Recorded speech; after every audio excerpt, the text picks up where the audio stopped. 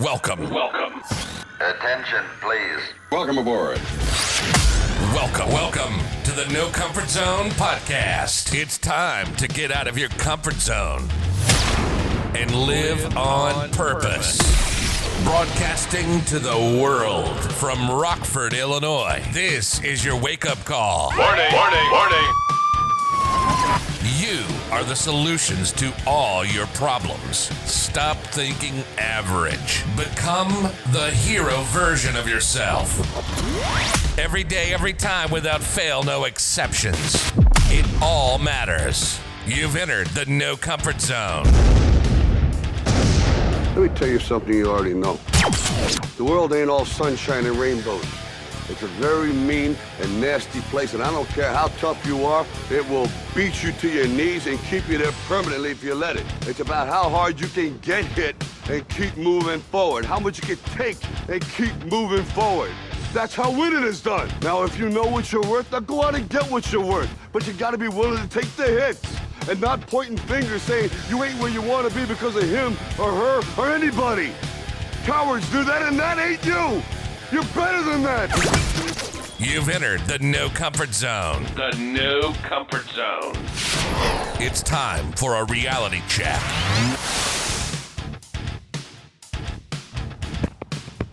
Good morning, champions. Winners only wanted. This message is brought to you by the No Comfort Zone. Time to get out of your comfort zone and live on purpose. Hi, my name's Dan, creator and podcaster of the No Comfort Zone. Today, what a day. It's beautiful outside. Super excited at the opportunity to be speaking to you right now. It wasn't long ago, 13 years ago, that I was completely on my back, flat out, laid out in a coma due to poor choices, poor decisions, low self-esteem, and really bad labels and bad decisions. More about that later. But the reason why I'm happy today is because I'm here and able to do this today and serve you. So today what I want to talk about, I'm going to talk about ownership. Ownership. Own it. Own it. Own the day. Own it. Winners only wanted, I said in the beginning. So if you're one of those people that's actually looking to achieve substantial goals, if you have one of those goals that when you write it down, you're afraid, when you tell people about it, you frighten them, you're in a good spot, because that's what this is all about. Getting out of your comfort zone and living on purpose. Such a cliche, so tired, so watered down. Everybody gets through the, get out of your comfort zone. It's where the growth happens and all this other stuff. I lived it. I went through a 60-day time period where I made myself completely uncomfortable and was amazed when I came out the other end of it, what actually happened and what went through. It was magical. It was absolutely hell going through it. But when I finally got rid of the labels, get rid of the drama, get rid of the chaos, and just put it on myself and owned those 60 days, basically I'm going to say this, and this is so unpopular, but an old friend of mine from high school says, you know what you did, man? You made every day your bitch. And that's so terrible, but the mindset I was in, that was so true. So if you're going to crush it, time to own your goals, time to put them out there, time to declare them to the universe and start living an accomplishment. And how do you do that? You get the blueprint. Go to the nocomfortzone.com, download the blueprint. The blueprint will help you to get through adversity or away from adversity also and help you start achieving your goals. Recently, I went to I had to speak at a conference, like a leadership conference, and I was intimidated. I'll just tell you that. A lot of highly educated people were, substantially more educated than yours truly. I have a degree from the United States Marine Corps, which is the rank of E4. That's it. 4 years. Loved what I did. Loved being a Marine. Still love being a Marine to this day. Absolutely changed my life. One of the best things I did for myself. But fact of the matter is, I'm going to be 50 here soon, and I'm speaking on a panel of leaders that are all highly educated, and quite frankly, they're in industries that are highly respected: banking, legal, medical, and here I am talking about business from my point of view and how I basically turn my organization around through leadership. And what's interesting is when I took it over, I had some great people supporting me and backing me, and I have those people still with me today. But what was interesting is I had to own all of the problems. I really did. I owned it. I asked everybody, what's wrong with this place? I went around and it basically came down to what are the top 10 things. It's safe to say that there was 6 of them that had all in common, and the number one was, no kidding, lack of leadership. lack of leadership. So I decided to own it. What is a leader going to have to do? Lead by example. Sure. Lead, follow, get out of the way. So when I went through my no comfort zone mindset for this group, what was really cool about it, I introduced a lot of the things that are on the blueprint. But more importantly, at the end of it, standing ovation. And what was really cool, I thought, was that at the end of the speaker series, because it was over a pretty long period, I think there was maybe 16 speakers. I was voted one of the most popular speakers, and I was really happy about that. And I wasn't selling anything. I was just giving my mindset that here's what it takes to turn an organization around. And what it really means to do is you need to start aligning with your people. You need to start realizing that those people and what's going on in their lives and in their business lives, you have to really, you kind of have to own it. Young man comes up to me, and I put him through the no comfort zone. He's 19 years old, broke up with his girlfriend, living on his own, family's all over the place, and he's in a position where he's like I would call like an entry, like an apprentice, and he's learning the trade. And I'm hearing from people that he's not too happy with it. He wants to bounce around and stuff. And he was just put into this position not long ago based on a conversation we had. I was a little concerned because from what he told me a few months ago and what I'm experiencing and what I'm hearing about him now is very different. It's almost like I bullied him into the position, and I was really concerned that I maybe persuaded him to take that position. So I wanted to check in with him.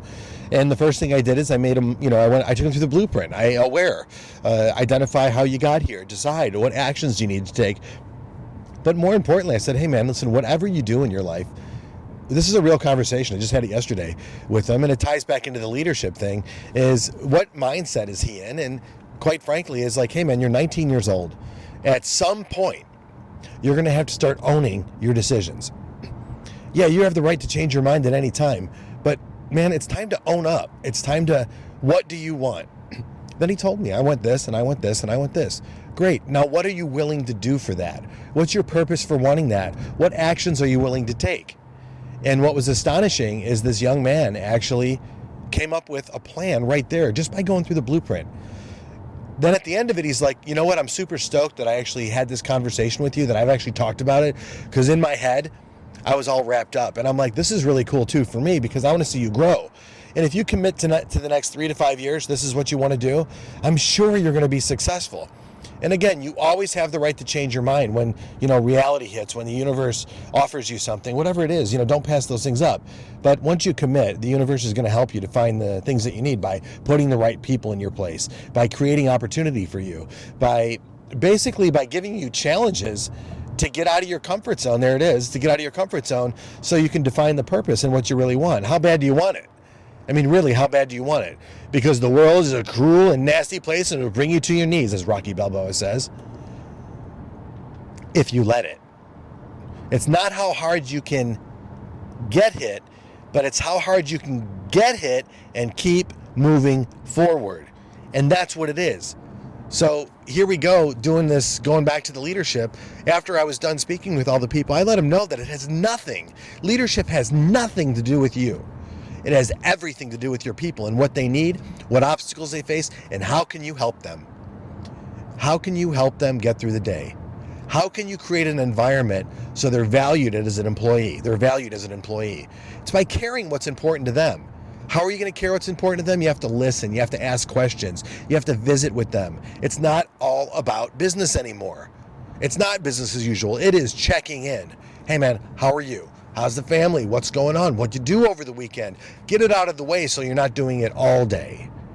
And then now, great. What's most important to you today? What do you have going on? Because what I really, truly care about with my people, and I truly care about this, I know what they do. I know what the job is. We put people in those positions to fill that job, to do a task. But I know what that is. That's the easy part. There's a process, there's a method, there's a system that has to be followed and trained on, that held accountable to. I get that. But what's more valuable to me as a leader, and I hope this is for you too, are the people, who are you?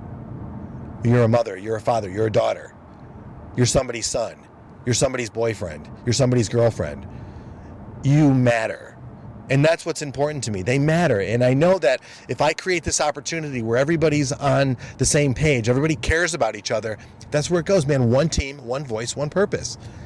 And when you have people start owning their personal problems, and owning the responsibility and accountability to what they're responsible to do at your place of employment, man, you are creating an ideal place for any millennial, baby boomer, whatever generation, whatever we talk about, whatever it is. When you create that environment of premium level care for your people, because you listen, because you talk to them, because you teach them how to own their problems, you help them solve their problems through what they do at the dealership. And I tell everybody, man, if you want to get through your life's problems, and if you want to solve life's problems, go through a sales process. Help somebody get through a sales process. And it's funny, but Dan, you say that all the time, but truth of the matter is, aren't we doing that every day? Aren't we persuading people to do what they want to do in the first place? We're not manipulating. We're basically taking the fear, the anxiety, the frustrations, the distractions. We're taking those out of people's lives, and what we're implementing is goals, accountability, and that's what this is all about. I'm helping some people in my organization get away from adversity by following a really cool process that we have in place, whether it's going to be answering the phone, selling something, working on something, managing something, providing a service for somebody, explaining something, whatever it is. We have that process in place so that we can literally help people. And by creating this really wonderful environment, what we end up doing is we have a place for people when they do have problems they can come to and be productive. Because if you want to find happiness, finish task, undone cycles. Finish them. First thing you do when you wake up in the morning, it sounds crazy. Remember, you want to change the world? It starts with making your bed. It's so true. Finish the cycle. When you wake up, finish the cycle by making your bed. It's that simple. I love that book. It's one of the first books I read this year when I tasked myself. I'm going to read as many books as I possibly can. I think I'm up to 14 and it's August. Pretty happy with that. But man, I think I can do better. I think I have to get more courses personally on how to read quicker, how to absorb more information in less time. That's what I'm hoping for. But anyway, the leadership thing turned out really well, and I was really happy with the results that some of the people received. But the reality is it has to be transparent, meaning that the people actually have to believe and see the value of what I'm doing, that I'm speaking to. It has to be real. This can't be fake it till you make it. This has to be applied methods, strategies, and systems that actually work, that you get results, because in the end, it's really all about people and teaching people to own up. Remember, winners only wanted. Accomplish your goals by doing something. Get out of your comfort zone and live on purpose. Say goodbye. Want more of the No Comfort Zone? You can follow Dan on Instagram and Twitter at NoComfortZone1. Bye. Or on the web at thenocomfortzone.com. Bye-bye. Bye-bye. Thanks for listening to the No Comfort Zone podcast. Bye-bye. Bye-bye.